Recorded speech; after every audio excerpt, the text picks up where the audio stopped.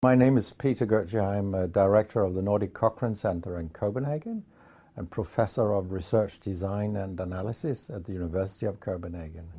In January 2014, I wrote an article in a major newspaper in Denmark, which in English would be Psychiatry Gone Astray.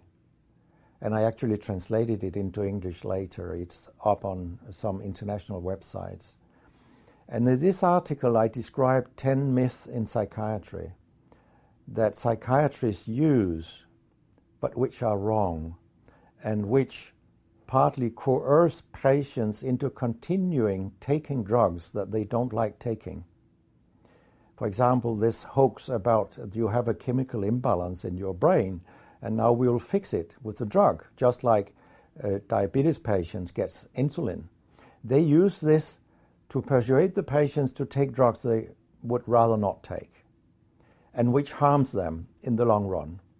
So these psychiatric drugs, some of them may have a beneficial effect in the short term, but they are definitely harmful in the long term, and probably all of them cause permanent brain damage. And also here, the psychiatrists, they use myths because they tell the patients that depression and schizophrenia destroys your brain, so now we will get a drug for you that will prevent this brain damage. I have seen these studies. It has never been documented that the disease leads to brain damage, but it has been documented that the drugs cause brain damage. So it's wrong. So I exposed that. And I even concluded that that since the psychiatrists and general practitioners also, they cannot use these drugs that are a double-edged sword that may be beneficial in acute situations, but people become dependent on them, just like on street drugs, so they have difficulty getting off them. So therefore, in the long run, the way these drugs are used today cause more harm than good. So it would be better for us if the drugs didn't exist, because doctors can't handle them. And they tell the patients when they get abstinence symptoms, it's your disease that has come back, which it not often is. It's usually abstinence symptoms. And then they continue for life. Some months later, I became quite unpopular because of this newspaper article, and I was stabbed in the back, you might say, by the whole establishment, including the Ministry of Health, about that I could say that it would be better we didn't have the drugs and so on. But everyone overlooked deliberately that that was not what I said in the article.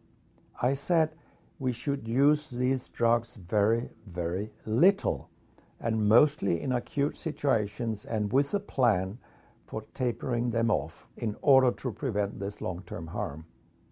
I also said that the way we use them today does more harm than good, so then it would be better we didn't have them. But of course, I would prefer that we had them and the doctors were better in using them. So that was a tough time this spring. But now I'm going to a conference in Los Angeles where people share my views that the way we currently use these drugs is harmful. So we are going to discuss how we can create a better psychiatry. Antidepressant drugs are used a lot. In our country, they sell so much, so every Dane can be in treatment for 6 years of their life. Every one of us. This is not healthy.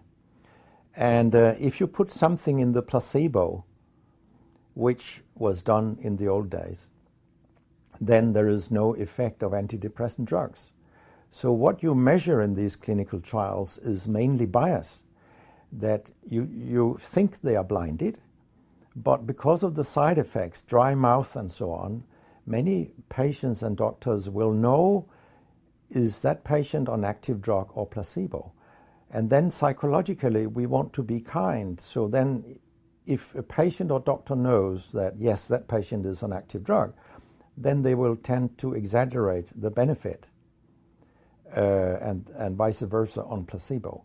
So if you put something in the placebo that gives people dry mouth, so they can't guess what they're on, the effect disappears. And so it can really be doubted whether antidepressant drugs have any effect at all. But what they do is that they make people dependent so that they go on for years. And I have seen data from Finland that people who were put on an antidepressant drugs, even 5 years later, almost half of them were still taking an antidepressant drug, and they also took an antidepressant drug in the intermediate years.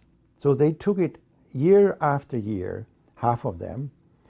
And in the old days, psychiatrists said that depression is a self-limiting disease. Even without treatment, most people get better. So quite few cases become chronic. Now the psychiatrists say that depression has changed. It's another disease because now it's more chronic. And what they don't realize is they created this with their drugs. This is insane.